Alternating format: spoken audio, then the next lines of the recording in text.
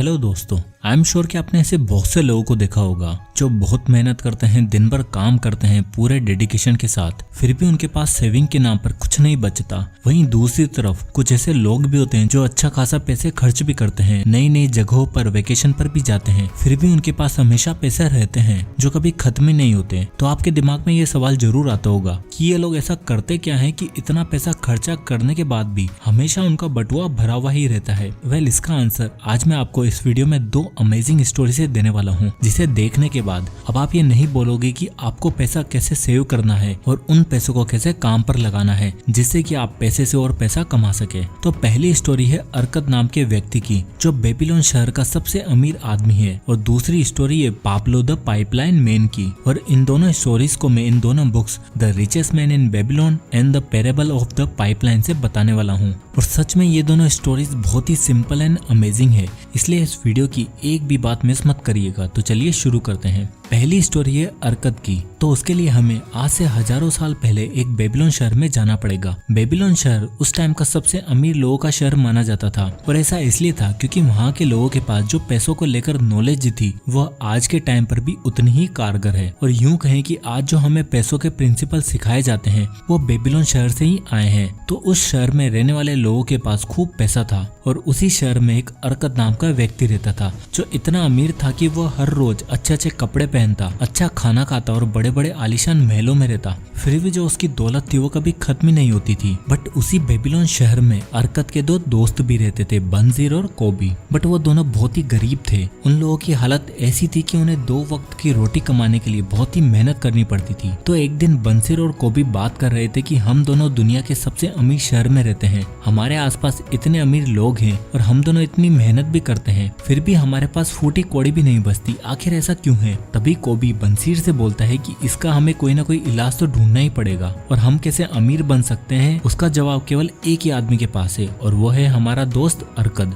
तो वो दोनों अगले दिन अरकद के पास गए। तो वो दोनों अरकद से बोलते हैं कि अरकद, तुम्हारी किस्मत तो बड़ी अच्छी है, आज तुम्हारे पास आलीशान महल है, खाने के लिए अच्छा अच्छा खाना, पहनने के लिए नए नए कपड़े, हम तो 2 वक्त की रोटी भी बड़ी मुश्किल से खा पाते हैं। अरकद, बट बचपन में तो तुम हमारी तरह ही थे, तो तुमने ऐसा क्या किया कि तुम आज इतने अमीर बने हो? तभी अरकद बोलता है कि कोई भी अच्छी किस्मत से अमीर नहीं बन सकता। अगर कोई इंसान किस्मत से अमीर बन भी गया तो वो कुछ ही टाइम में वापस से गरीब हो जाएगा, क्योंकि उसके पास जो पैसों को कमाने का जो ज्ञान है वो नहीं है। और दोस्तों, अगर तुम भी अमीर बनना चाहते हो जिससे कि तुम्हारी दौलत जितना चाहे भी खर्चा कर लो कभी खत्म ना हो, तो तुम्हें पैसों के इन 4 नियमों को सीखना होगा और उन्हें अपनी जिंदगी में उतारना होगा। ये सुनते ही बंसीर और कोबी की आंखों में चमक सी आ गई। इससे पहले उन्होंने सच में कभी अमीर बनने का सोचा ही नहीं था। उन्हें तो बस लगता था कि हम जैसे तैसे मेहनत कर ले ताकि हमारे घर चल जाए बस। तो फिर इन 4 नियमों को समझाने के लिए अरकद अपनी कहानी बताने लगता है। अरकद बोलता है कि आज से कुछ साल पहले जब मेरे पास कुछ भी नहीं था तो मैं मिट्टी के टैबलेट बनाने का काम करता था। तब वहाँ पर मेरी मुलाकात एक बहुत ही अमीर आदमी से हुई थी जिसका नाम था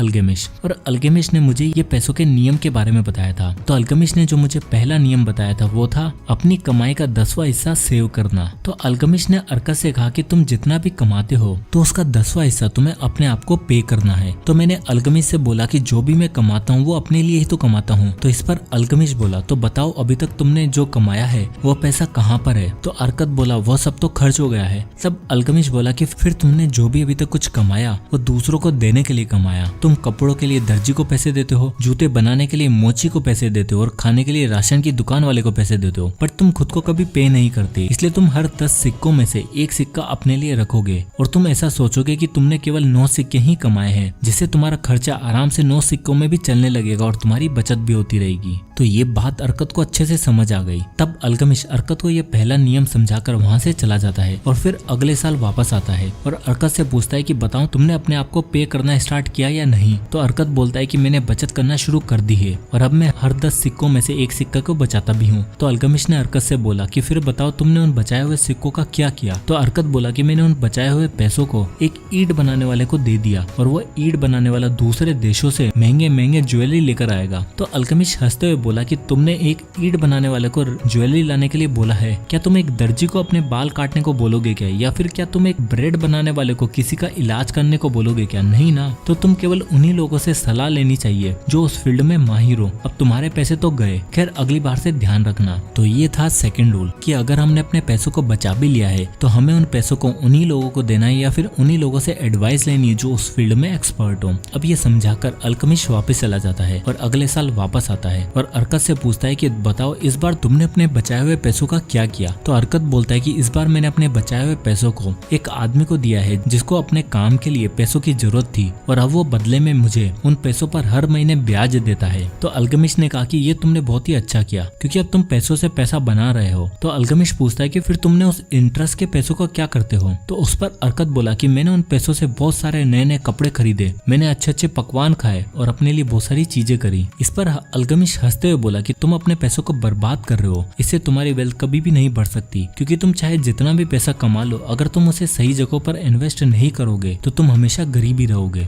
तो ये था third rule, never lose money, यानी कि आप जितना चाहे पैसे कमा लो बट सबसे पहले हमें अपने पैसों को प्रोटेक्ट करना, उन्हें सही जगहों पर काम पर लगाना है और अपने फ्यूचर को प्रोटेक्ट करना है। उसके बाद हम बचे हुए पैसों से एंजॉय कर सकते हैं। तभी बंजीर और कोबी अर्कत से बोलते हैं कि हम 10 सिक्कों में से एक सिक्का कैसे बचाएं, हमारा गुजारा तो उन 10 सिक्कों में भी नहीं चलता। तो अर्कत उन्हें फोर्थ रूल बताता है जो है लोअर योर एक्सपेंसेस। अर्कत बोलता है कि देखो तुम चाहे 10 सिक्के कमा रहे हो या फिर 100, अगर तुम अपने खर्चों पर कंट्रोल नहीं रखोगे और उन्हें कुछ ऐसी चीजों पर खर्च नहीं करोगे जिनकी तुम्हें जरूरत नहीं है तो तुम आराम से अपनी इनकम का 10वां हिस्सा सेव कर सकते हो। अगर तुम सोचोगे कि तुम्हारे पास 9 ही सिक्के हैं तो तुम धीरे धीरे 9 सिक्के से ही अपना घर का खर्चा चलाने लग जाओगे और फिर तुम्हें इसकी आदत सी हो जाएगी। तो ये सारी बातें सुनकर अब बंजीर और कोबी को भी विश्वास हो गया था कि अगर वो भी इन पैसों के 4 नियमों को जिंदगी भर फॉलो करेंगे तो वो भी एक ना एक दिन अर्कत जैसे अमीर बन जाएंगे। और दोस्तों ये रूल बहुत ही सिंपल है बट हमें भी अपनी लाइफ में इन्हें इम्प्लीमेंट करना बहुत जरूरी है क्योंकि आज की डेट में भी ये उतने ही रिलेवेंट है जितने की हजारों साल पहले थे।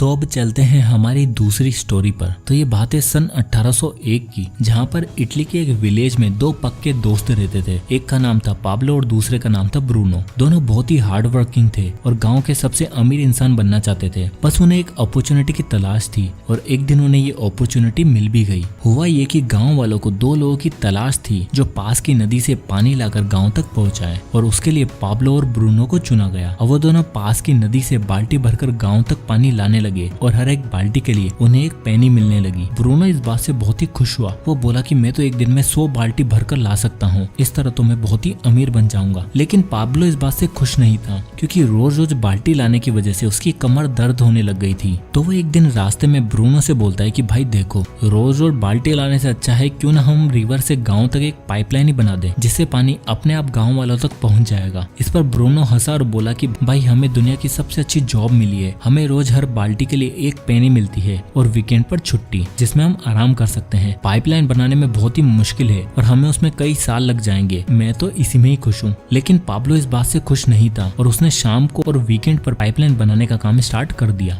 उसे पता था कि पाइपलाइन को तैयार करने में 2 से 3 साल लग जाएंगे और वो रोज उतने बकेट भी नहीं उठा पाएगा जिससे उसकी इनकम भी कम हो जाएगी। बट ब्रूनो की इनकम पाब्लो से डबल होती गई और ब्रूनो वीकेंड पर आराम करता और दोस्तों के साथ पार्टी करता। वो नए नए कपड़े खरीदता और अब उसने एक नया घर भी ले लिया था। जबकि दूसरी तरफ पाब्लो रोज शाम को हर वीकेंड पर अपने पाइपलाइन को बनाने में बिजी रहता। अब गांव वाले पाब्लो का मजाक उड़ाते और उसको पाब्लो द पाइपलाइन मैन कहकर चिढ़ाने लगे और ब्रूनो की इनकम बढ़ जाने से लोग उसकी काफी तारीफ करने लगे और लोग उसे मिस्टर ब्रूनो कर इज्जत देने लगे। लेकिन पाब्लो इससे निराश नहीं हुआ और उसे पता था कि शॉर्ट टर्म का पेन लॉन्ग टर्म का गेन है, इसलिए वो काम करता रहा। दिन महीनों में बदल के स्टार्ट में पाब्लो के काम में कुछ खास फर्क नहीं दिख रहा था, लेकिन धीरे धीरे पाब्लो की पाइपलाइन आधी बन गई। अब पाब्लो को आधे रास्ते से ही बकेट से पानी ले जाना पड़ता था जिससे उसका टाइम बचने लगा और वो पाइपलाइन पर काम करता रहा। वहीं दूसरी तरफ रोज रोज बकेट उठाने की वजह से अब ब्रूनो की हालत खराब होने लगी। अब वो रोज उतने बकेट नहीं उठा पा रहा था जितने वो पहले ला रहा था। अब कुछ सालों बाद पाब्लो की पाइपलाइन तैयार हो गई और गाँव वालों को जब चाहे पानी मिलने लगा और जितना पानी गाँव वाले उस पाइपलाइन से लेते पाब्लो को उतने ही पैसे मिलते। अब पाब्लो जब सो रहा है, पार्टी कर रहा है या फिर वेकेशन पर एंजॉय कर रहा है तब भी वो कमा रहा होता था। अब भाई पाइपलाइन बनने की वजह से ब्रूनो का काम बिल्कुल बंद हो गया और वो बेरोजगार हो गया। अब गांव वाले ब्रूनो पर हंसने लगे और उसे ब्रूनो द बकेट मैन कहकर बुलाने लगे। अब ऐसा इसलिए हुआ क्योंकि ब्रूनो ने लॉन्ग टर्म नहीं सोचा और उसने अपने लिए पैसिव इनकम बनाने के बारे में भी ध्यान नहीं दिया। अब दोस्तों मैं आपसे एक सवाल पूछता हूँ कि क्या आप भी ब्रूनो की तरफ बकेट उठाते हो, यानी कि क्या आपको भी तभी पैसे मिलते हैं जब आप काम पर जाते हो, या फिर आपकी भी कोई एक पाइपलाइन है। वेल दुनिया के 90% से ज्यादा लोग इस बकेट कैरिंग वर्ल्ड में जीते हैं, जहाँ हम रोज सुबह उठते हैं, काम पर जाते हैं और उसके बदले में हमें इंस्टेंट सैलरी मिलती है जिनसे हम शॉपिंग करते हैं, अपनी ख्वाहिशें पूरी करते हैं। तो हम में से ज्यादातर लोग इस बकेट कैरिंग वर्ल्ड से निकलकर कभी भी अपने लिए पाइपलाइन तैयार करने का सोचते भी नहीं है, क्योंकि पाइपलाइन बनाने में काफी टाइम लगता है और उसके लिए स्टार्ट में आपको कोई पैसा भी नहीं मिलता और हम लोगों को इंस्टेंट पैसा चाहिए होता है किसी भी काम के लिए। इसलिए हम लोग लॉन्ग टर्म सोच ही नहीं पाते हैं और शॉर्ट टर्म के गेन के लिए अपनी पूरी लाइफ बकेट उठाते रहते हैं। तो अगर आप भी नहीं चाहते हो कि आप अपनी पूरी लाइफ दूसरों के लिए बकेट उठाते रहो, तो आपको अपने लिए पाइपलाइन बनाना शुरू कर देना चाहिए, नहीं तो आप भी लाइफ टाइम बस काम करते रह जाओगे और कभी भी फाइनेंशियल फ्रीडम अचीव नहीं कर पाओगे। तो दोस्तों अब इन दोनों स्टोरीज के कंक्लूजन पर आया जाए तो ये दोनों स्टोरीज हजारों साल पुरानी है, बट हमें एक पैसों का बहुत ही अच्छा मैसेज देकर जाती है कि हमें सबसे पहले